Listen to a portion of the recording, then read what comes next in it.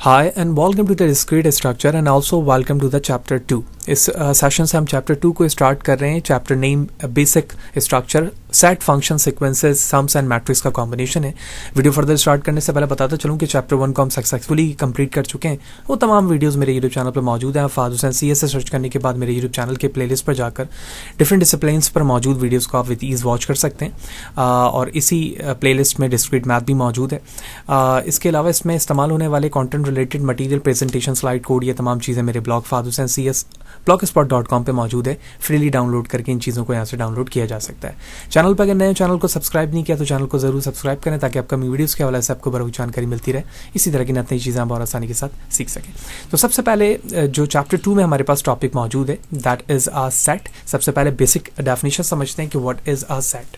तो I am sure कि set के इस कॉन्सेप्ट को आप पहले भी पढ़ चुके हैं स्कूल लेवल में. A set is an unordered collection of distant object.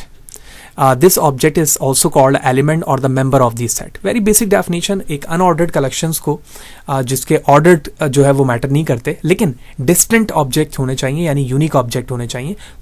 और इन ऑब्जेक्ट को एलिमेंट भी कहा जा रहा होता है या मेंबर ऑफ द सेट कहा जाता है. तो और इसी कॉम्बिनेशन को सेट कहा जाएगा. A set is said to be a contain its element. We write a belongs to a या a is the element of a. इस तरह से उससे लिखा जा रहा होता है नोटेशन फॉर्म पे. To denote that A is an element of the set A. The notation A not belongs to A, यानी अगर मैं इस पे क्रॉस लगा लूँ तो ये not belongs to हो जाएगा. That is said ahead denotes that A is not an element of set A. तो सबसे पहले तो हमें ये समझना है कि अनऑर्डर्ड कलेक्शन से क्या मुराद है. फॉर एग्जाम्पल हमारे पास एक सेट है जिसे मैं अपर केस A से रिप्रेजेंट कर रहा हूँ. कर्ली ब्रैकेट से कलेक्शंस ऑफ एलिमेंट को रिप्रेजेंट किया जाता है. इसमें कुछ वैल्यूज कंटेन होती हैं 1, 2, 3 एंड 4. Very simple. इसी तरह हमारे पास एक और सेट मौजूद है, फॉर एग्जांपल B, और इस B में हमारे पास एलिमेंट मौजूद है 1, 1, 2, 3, 3 and 4. And here it is again, third one, C, 4, 1, 2 and 3. तो अगर मैं ये कहूँ कि ये तीनों सेट सिमिलर हैं या सेम हैं तो ये इस डेफिनेशन पर फुलफिल होती है. कैसे? देखिए, अनऑर्डर्ड का मतलब ये है कि मैं इसे इस ऑर्डर में लिखूं या इस ऑर्डर में लिखूं, बोथ आर सेम, क्योंकि दोनों में कलेक्शंस ऑफ एलिमेंट सेम है. 1, 2, 3, 4 यहाँ पर भी है, 1, 2, 3, 4 यहाँ पर भी है, सेम चीज़ हो गई. लेकिन साथ ही साथ लिखा होता है डिस्टेंट, तो ये यूनिक है. 1, 2, 3, 4, इसमें भी 1, 2, 3, 4 बिल्कुल सेम है. लेकिन बी के अंदर आप देखें तो यहाँ पर अनऑर्डर्ड या ऑर्डर्ड की चीज़ तो हम नहीं दे रहे हैं, बल्कि इसके बिहाफ पर ये देख रहे हैं कि यहाँ पर डिस्टेंट ऑब्जेक्ट है या नहीं. क्योंकि ये डिस्टेंट ऑब्जेक्ट है, लिहाजा इसमें डबल 1 को हम 1 ही कंसीडर करेंगे. क्योंकि 2 जो है वो सिंगल है तो हम इसे भी 2, और डबल 3 को हम 1 ही 3 कंसीडर करेंगे और 4 वैसे ही रहेगा. तो इसका मतलब ये हुआ कि set A is equal to B and this set is also equal to C. तो अनऑर्डर्ड का मतलब है कि ऑर्डर्ड मौजूद ना हो. डिस्टेंट का मतलब ये है कि उसमें यूनिक एलिमेंट हो, और अगर यूनिक नहीं भी होते हैं, मोर देन 1 होते हैं, तो हम उससे कंपैरिजन के बेस पर एक ही कंसीडर करते हैं. ये तो हो गई सेट की डेफिनेशन. बिलोंग्स की अभी ज़रूरत पड़ेगी हमें आगे जाकर, तो हम इस कॉन्सेप्ट को भी समझेंगे कि A बिलोंग्स टू A और नॉट बिलोंग्स टू A का क्या मतलब है. अब हम नोटेशंस पर अगर देखें तो सेट को किस किस फॉर्म पे लिखा जा सकता है. सबसे पहली चीज़ ये है कि कुछ इंग्लिश फॉर्म पे उसको लिखा जा सकता है और उसके बाद उसे इस ब्रैकेट के फॉर्म पर रिप्रेजेंट किया जाता है. जैसे एग्जाम्पल में लिखा हुआ है कि the set V of all vowel in English alphabet can be written as. यानी एक सेट है जिसका नाम V है और वो किन चीज़ों को कंटेन करता है, वॉवेल ऑफ इंग्लिश अल्फ़ाबेट को, AEIOU मैंने लिख दिया. सेकंड एग्जांपल में लिखा हुआ है set O of odd positive integer less than 10 can be express bye this one. यानी O हमारे सेट का नाम है और 1, 3, 5, 7 इस स्टेटमेंट को फुलफिल कर रही है क्योंकि लेस देन 10 है और ये तमाम के तमाम क्या है, ऑड पॉजिटिव इंटीजर है. थर्ड एग्जाम्पल में the set of the positive integer less than 100 can be denote by this one. यानी 1, 2, 3 से लेकर 100 तक के जितने भी एलिमेंट हैं उसे हम इस तरह से सेट के फॉर्म पर लिख सकते हैं. तो बेसिक चीज़ हमने समझ ली.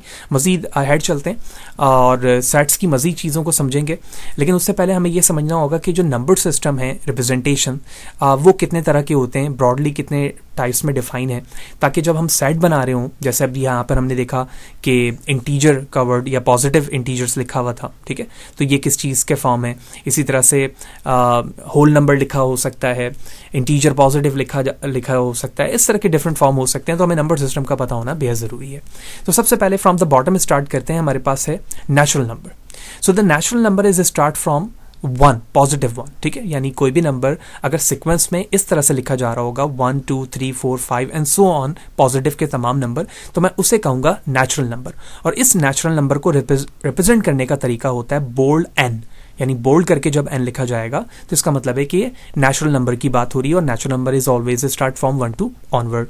सेकंड हमारे पास है होल नंबर। होल नंबर को रिप्रेजेंट करने का तरीका W है, और अगर मैं होल नंबर को देखूं तो ये स्टार्ट होता है 0 से। यानी नेचुरल नंबर और होल नंबर में फ़र्क सिर्फ ये है कि इसमें 0 मौजूद होता है और इसमें 0 मौजूद नहीं होता। इसके बाद हमारे पास है इंटीजर। तो इंटीजर के अंदर पॉजिटिव भी मौजूद होता है और नेगेटिव भी मौजूद होता है, और इन दोनों के दरमियान 0 वो भी इसमें मौजूद होगा। लिहाजा जब मैं इंटीजर की बात करूंगा तो उसे रिप्रेजेंट करने का तरीका होगा बोल्ड Z, जो कि यहाँ पर मौजूद है। अगर इसमें पॉजिटिव मौजूद है तो पॉजिटिव का Z लिखा जाएगा इस तरह से, और अगर नेगेटिव मौजूद है तो प्लस की जगह नेगेटिव साइन लिखा जाएगा। इसके बाद हमारे पास रैशनल नंबर, ठीक है। तो रैशनल नंबर को रिप्रेजेंट करने के दो तरीके हैं, यानी बेसिक जो इसका तरीका है बोल्ड वे पे वो तो Q है, जो कि यहाँ पर मौजूद भी है। लेकिन रैशनल नंबर एक्चुअली होता है क्या और उसे रिप्रेजेंट किस तरह से किया जाता है?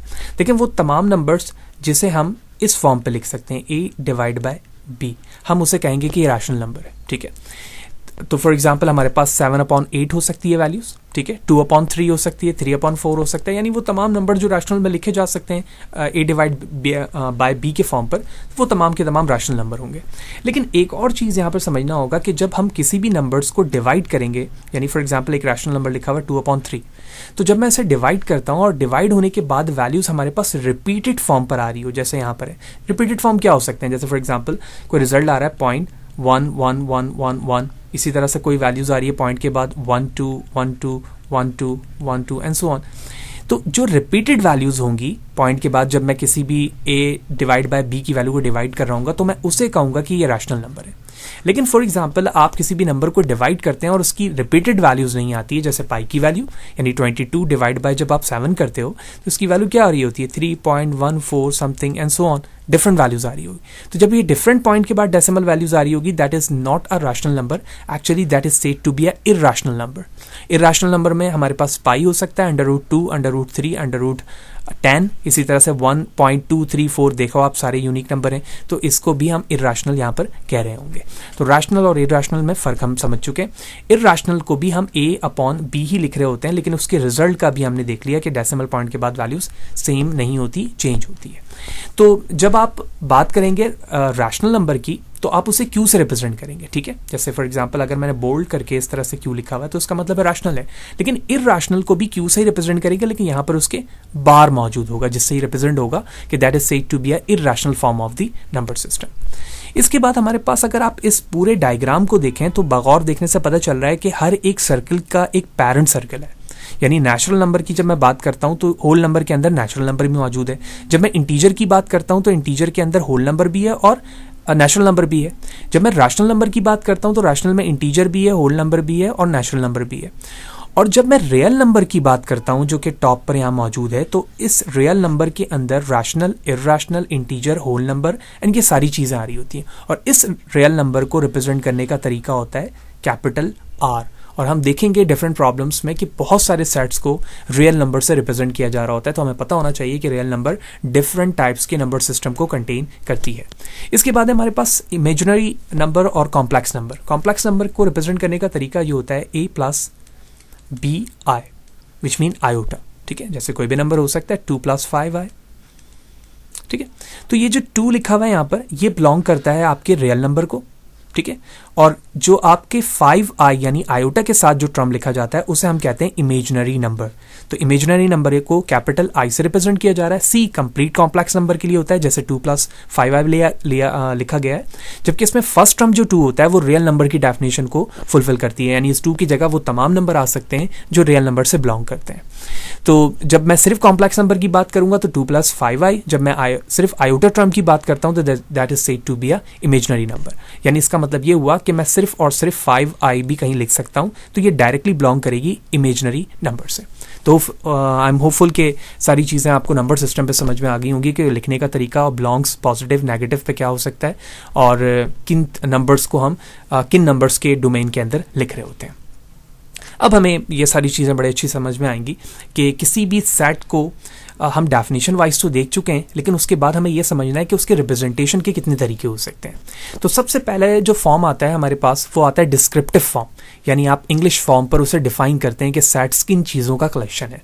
जैसे फर्स्ट एग्जांपल हमारे पास लिखी हुई है द सेट ऑफ, जैसे सेंटेंस लिखा है the set of all vowel in English alphabet, तो ये फर्स्ट फॉर्म हमारी डिस्क्रिप्टिव इंग्लिश वे हो गई। अब इसी डिस्क्रिप्टिव वे को मैं सेट बिल्डर नोटेशन पे लिख सकता हूँ। सेट बिल्डर नोटेशन फॉर्म का मतलब ये है कि आप उसमें वेरिएबल्स और टाइप ऑफ द वेरिएबल्स की बाउंड्रीज डिफाइन करते हैं या इंटरवल डिफाइन करते हैं। देखो अगर यहाँ पे लिखा हुआ है set of all vowel in a English alphabet, तो मैं ऐसे लिखूंगा, कर्ली ब्रैकेट मैंने ओपन क्लोज किया सेट के लिए, उसके बाद मैंने लिखा एक्स और कॉलन लगाने का यहाँ मतलब ये सच दैट, इसको आप स्ट्रेट लाइन से भी रिप्रेजेंट कर सकते हैं, जैसे मैंने एक लाइन बनाई है। तो ये सेट एक्स कलेक्शंस को यानी एक्स एलिमेंट को कंटेन करेगा, और वो एक्स कौन से होंगे, सच दैट के आगे मैं बता रहा हूं कि x is a vowel in a English alphabet. तो ये नोटेशन हमारी कहलाएगी सेट बिल्डर फॉर्म। तो सेट बिल्डर फॉर्म की डेफिनेशन बताई जा रही है, how to describe a set by saying what properties its member have, यानी किस तरह की प्रॉपर्टीज उसके मेंबर्स में मौजूद है, वो चीज डिस्क्राइब करती है सेट बिल्डर फॉर्म। जब किसी भी फॉर्म पर यानी डिस्क्रिप्टिव फॉर्म पर या सेट बिल्डर के फॉर्म पर हमारे पास सेट की डेफिनेशन होगी, तो एट लास्ट मैं उसे सेट बिल्डर फॉर्म पे रोस्टर फॉर्म पर लिख सकता हूँ। रोस्टर फॉर्म वही है जो हम बेसिक तरीके से सेट को लिख रहे होते हैं, जैसे मैंने कर्ली ब्रैकेट बनाया और बेस्ड ऑन दिस या दिस कोई भी फॉर्म आपको दी जाए, मैंने कर्ली ब्रैकेट के अंदर सेपरेटेड बाय कॉमास वो एलिमेंट लिख लिया, तो इसका मतलब ये हुआ कि ये रोस्टर फॉर्म हो गया। सिमिलरली सेकंड एग्जांपल में the set of the all odd positive integer less then और इक्वल टू 15, ये इंग्लिश डिस्क्रिप्टिव वे हो गई। तो मुझे सेट बिल्डर फॉर्म पे बताना होगा कि ये जो कलेक्शन है वो किस प्रॉपर्टीज को बिलोंग करते हैं। मैंने लिखा x belongs to, x is an odd number, ठीक है, x क्या होंगे, ऑड नंबर होंगे। फिर उसके बाद मुझे इंटरवल बताना होगा उसका। इंटरवल से मुराद ये है कि वो किस प्रॉपर्टीज यानी किस नंबर से स्टार्ट होंगे और किस नंबर तक जाएंगे। और साथ ही साथ मैंने लिखा एंड के बाद मैंने यहाँ पे लिखा x is greater than 0 and less than equal to 15। इसे किस तरह से पढ़ते हैं, यानी अगर मैं लेफ्ट साइड पे जाऊं तो मैं कहूंगा x इज ग्रेटर देन 0, और जब मैं राइट हैंड साइड पे जाऊंगा तो मैं कहूंगा लेस देन इक्वल टू 15। तो ये 0 से स्टार्ट होगा और 15 तक जाएगा, और इसके दरमियान मुझे क्या देखना है, ऑड नंबर देखने हैं। देखें वही चीजें यहाँ पर रोस्टर फॉर्म पे लिख दिया गया। थर्ड पे क्या लिखा हुआ है, the set of all positive cube numbers less than 100, यानी 100 की बाउंड्री में रहते हुए पॉजिटिव क्यूब नंबर्स कौन कौन से होंगे वो आप उस फॉर्म पर आपने सेट बनाना है। तो रोस्टर फॉर्म पे मैंने कहा x such that x is a cube number between x is greater then and less than 100, यानी 0 इंक्लूड नहीं है और 100 भी इंक्लूड नहीं है। तो इसमें जो जो इसके दरमियान वैल्यूज आ रही थी वो सारी मैंने यहाँ पे लिख दी। ये रोस्टर फॉर्म हो गया। अभी हम समझते हैं कि ये इंटरवल वैल्यूज क्या होती हैं जो लास्ट में लिखी जा रही हैं, और कैलकुलस में इसकी बड़ी इंपॉर्टेंस है, लेकिन based on the requirement of the script हम यहाँ पर भी इंटरवल को समझेंगे। मजीद एग्जाम्पल लिखी हुई है, ओ एक सेट का नाम है, ये सेट बिल्डर फॉर्म है, और इसमें कहा जा रहा है कि x is on odd positive integer less than 10। यहाँ पे 10 का मतलब ये है कि x बिलोंग करेगा हमारे 1 को, 3, 5, 7 एंड 9, तो ये लेस देन 10 के अंदर ऑड नंबर आ गए। आप इसे कोई भी नाम दे दें, तो क्वेश्चन में ओ ही दिया हुआ है तो मैं इसे ओ दे देता हूँ। तो ये सेट बिल्डर फॉर्म था, मैंने उसको रोस्टर फॉर्म पे लिख दिया। आगे फर्दर बताया जा रहा है, और specifying the universe as a set of the positive integer. अगर ये कहा जाए कि इसी चीज को आप पॉजिटिव इंटीजर के यूनिवर्स के अंदर लिखें, तो अभी हमने प्रीवियस स्लाइड पे देखा कि z जो है बोल्ड वो इंटीजर को रिप्रेजेंट करता है, लेकिन अगर मैं प्लस लगा दूं तो ये पॉजिटिव इंटीजर को रिप्रेजेंट करेगा। तो देखें रोस्टर फॉर्म पे अब इसी चीज को दोबारा से लिखा गया है कि x belongs to positive integer, ये बिलोंग्स टू का साइन है, और such that x is odd and x is less than 10। क्योंकि ये एक ही नोटेशन है तो मैं डायरेक्ट कह लूंगा कि लेस देन 10। इसका मतलब ये हुआ कि इससे पहले जितने भी नंबर आएंगे वो पॉजिटिव ही होंगे, तो मुझे लेफ्ट साइड बताने की जरूरत नहीं रही। ठीक है, We often use this type of the notation to describe set when it is impossible to list all the element of the set, यानी जब आपको तमाम वैल्यूज लिखने की ज़रूरत नहीं होती है या आप नहीं लिख सकते बेस्ड ऑन द लिमिट, तो आपको सेट बिल्डर नोटेशन की ज़रूरत होती है ताकि आप अपनी चीज़ों को डिफाइन कर सकें कि ये सेट किस तरह की वैल्यूज़ को कंटेन करेगा। For instance the set of Q, तो क्यू बोल्ड किसको रिप्रेजेंट करता है, अभी हमने देखा रैशनल नंबर को, और अगर इसमें प्लस मौजूद हो तो इसका मतलब है कि ऐसा रैशनल नंबर जो प्लस नंबर ही प्रोड्यूस करे। For all positive rational number can be written as, यानी अगर मैं रैशनल नंबर तमाम को पॉजिटिव लिखना चाह रहा हूँ सेट बिल्डर फॉर्म पे, तो मैंने लिखा x belongs to r such that x equal to p upon q। तो p अपॉन q का मतलब ये है कि जब मैं कह रहा था a डिवाइड बाय b, तो अब कोई भी वेरिएबल हो सकता है। ये नोटेशन किसका है, रैशनल या इरैशनल का, लेकिन यहाँ बात रैशनल की हो रही है। तो मैंने लिखा x belongs to r such that x equal to p upon q for some integer P and Q यानी कोई भी इंटीजर है जिसके बेस पर आपका रैशनल नंबर प्रोड्यूस हो रहा है और वो तमाम पॉजिटिव नंबर्स को रिप्रेजेंट करते हुए इस सेट के अंदर कंटेन हो जाएगी। तो 3 चीज़ें हम जान चुके हैं। सबसे पहले हमने समझा सेट की डेफिनेशन, अनऑर्डर्ड और डिस्टेंट से क्या मुराद है। फिर हमने नंबर सिस्टम को देख लिया कि किस किस नोटेशंस पर उसको रिप्रेजेंट किया जाता है। फिर हमने देखा कि सेट को 3 तरीकों से लिखा जा सकता है, डिस्क्रिप्टिव फॉर्म पर, सेट बिल्डर फॉर्म पर और रोस्टर फॉर्म पर। एंड द लास्ट थिंग हमें देखना है कि इंटरवल क्या चीज़ है। और जब हम कैलकुलस की बात करते हैं तो वहाँ पर ये ज़्यादा इस्तेमाल होता है, लेकिन बेस्ड ऑन द रिक्वायरमेंट हम यहाँ पर भी समझ लेते हैं कि किसी भी जब हम बाउंड्री डिफाइन कर रहे होते हैं तो 4 तरीकों से उसके इंटरवल लिखे जा रहे होते हैं। समझते हैं ये क्या है। देखिए, जब हम रोस्टर मेथड बना रहे हैं तो वहाँ पर हम इंटरवल डिफाइन कर रहे हैं, ठीक है। इंटरवल से क्या मुराद है, देखें एक लाइन बनाई मैंने और एक पॉइंट है जो ए से स्टार्ट हो रहा है और बी तक जा रहा है, ठीक है। अगर मैं लेफ्ट साइड पे देखूँ तो ये इन्फिनिटी तक जा रही होगी चीज़ है और राइट साइड पे भी इन्फिनिटी। तो मैं कह सकता हूँ कि ये माइनस इन्फिनिटी है और ये प्लस इन्फिनिटी होगी क्योंकि इनफाइनाइट वैल्यूज तक जा रही है। तो इंटरवल में लिखा गया है एक्स, अगर मैं लेफ्ट साइड से इसको रीड करूंगा तो x is greater than a and less than b. तो आप इसमें देखो कहीं पर भी ना इक्वल साइन मौजूद नहीं है। जब इक्वल साइन मौजूद नहीं होता तो इसका मतलब ये है कि ए से बी के दरमियान की वैल्यूज होंगी, लेकिन इसमें ए और बी खुद इन्वॉल्व नहीं होंगे या इंक्लूड नहीं होंगे। तो ऐसे इंटरवल को हम ओपन इंटरवल कहते हैं और ओपन इंटरवल को रिप्रेजेंट करने का तरीका ये स्क्वायर ब्रैकेट होती है जो हम इस तरह से ओपन करते हैं। तो इसी ब्रैकेट के अंदर आप देखें मैंने a, b लिखा हुआ है। तो ओपन इंटरवल में लेस देन के बाद या ग्रेटर देन के बाद इक्वल साइन मौजूद नहीं होता, तो हम उसे इस तरह से रिप्रेजेंट करते हैं। Next, close interval. Close interval के अंदर कोई भी नोटेशन मौजूद हो लेकिन इसमें इक्वल साइन मौजूद होता है। इसका मतलब है कि जो इंटरवल बाउंड्री दी गई है उसमें ए खुद भी मौजूद है और बी भी मौजूद। तो इसमें जब ये दोनों चीज़ें मौजूद हैं यानी ए की वैल्यू भी और बी भी, तो इसको हम फिल सर्कल से रिप्रेजेंट कर रहे हैं। आप देखें यहाँ पे सर्कल फिल्ड है, जबकि ऊपर हमारे पास सर्कल जो है वो एम्प्टी है जो कि रिप्रेजेंट कर रहा है ओपन इंटरवल को और ये क्लोज इंटरवल को। इसका मतलब है कि जब मैं इंटरवल रेंज डिफाइन करूंगा तो इसमें ए बाय इटसेल्फ भी मौजूद होगा और बी इटसेल्फ भी मौजूद होगा। और हम किस तरह पढ़ रहे हैं, x is greater than equal to a and less than equal to b. Semi open का क्या मतलब है, सेमी ओपन का मतलब ये है कि वन साइड कोई चीज़ जो है वो ओपन होगी और वन साइड क्लोज होगी। यानी इसका मतलब ये हुआ कि आप देखें तो एक्स के साथ यानी जब मैं ग्रेटर देन कह रहा हूं तो मैं इक्वल भी कहूंगा, लेकिन लेस देन में मैं इक्वल नहीं कह रहा। यही वजह है कि यहाँ पर देखें क्लोज सर्कल मौजूद है यानी फिल्ड है और ये एम्प्टी है। जहां पर एम्प्टी है वहां स्क्वायर ब्रैकेट है इस तरह से, और जहां क्लोज है वहां पर लार्ज ब्रैकेट से रिप्रेजेंट किया है। तो ये साइन आपने याद रखना है ताकि आपको इस नोटेशन पे दिया जाए तो आप अंडरस्टैंड कर लें कि लेवल ऑफ इंटरवल किस तरह से रीड की जाती है। And the last one is semi open interval जो कि राइट हैंड साइड से, तो वही चीज़ रिवर्स हो गई, इसमें बी इन्वॉल्व है लेकिन ए बाय इटसेल्फ इन्वॉल्व नहीं होगा। एग्जाम्पल में अगर आप देखें तो हमारे पास एक क्वेश्चन लिखा हुआ है जिसको हम इस तरह से पढ़ेंगे कि x is less than equal to 2 और x इज ग्रेटर देन 3।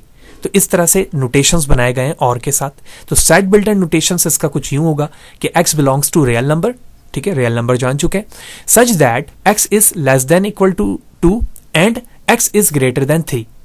तो one of the number line its look like, तो नंबर इस तरह से बन गया हमारा, ये माइनस इन्फिनिटी की तरफ जा रहा है, ये प्लस इन्फिनिटी की तरफ जा रहा है, लेकिन जो नंबर्स हमें दिया गया है वो कहा जा रहा है कि x is less than equal to 2। तो ये रहा x, ठीक है, ये जो 2 पे लिखा हुआ है, लेकिन उसके बाद लिखा हुआ और x इज ग्रेटर देन 3। तो ये रहा ग्रेटर देन 3। तो इसका मतलब ये हुआ कि जब मैं x से आगे की तरफ जाऊंगा तो x ग्रेटर देन 3 का मतलब ये कि x खुद इन्वॉल्व नहीं है यहाँ पर 3, बल्कि 3 से आगे की वैल्यू इन्वॉल्व है। तो यहां से वैल्यू शुरू होगी और वो इन्फिनिटी तक जाएगी जो कि यहां पर बताया गया है इस फॉर्म पे। और जब मैं इस नोटेशन की बात करूंगा x is less than equal to 2, तो इसमें 2 खुद भी इन्वॉल्व होगा और उससे लेस देन वैल्यू जाएगी। तो आप देखें यहाँ पर 2 से वैल्यू चल रही है और वो लेस देन वैल्यूज की तरफ जा रही है, यानी जितनी भी वैल्यूज होगी वो माइनस इन्फिनिटी तक जाएगी जो रेंज मौजूद है। तो इस तरह से हमने इंटरवल को भी समझ लिया। इससे पहले हमने set builder notation, descriptive form, roster method जाना, रियल नंबर्स या नंबर सिस्टम के फॉर्म देखे और सेट की डेफिनेशन जान ली। होपफुली सारी चीज़ें आपको क्लियर होंगी। वीडियो लॉन्ग ज़रूर हो रही है लेकिन हम एक एक चीज़ों को पॉइंट को डिस्कस कर रहे हैं ताकि हर चीज़ समझना based on the requirement of questions या एग्जाम हमारे लिए आसान हो। नेक्स्ट सेशन पे जाएंगे तो टाइप ऑफ दी सेट्स देखेंगे कि कौन कौन से टाइप्स हैं और उन्हें किस तरह से रिप्रेजेंट किया जाता है। सी यू देयर।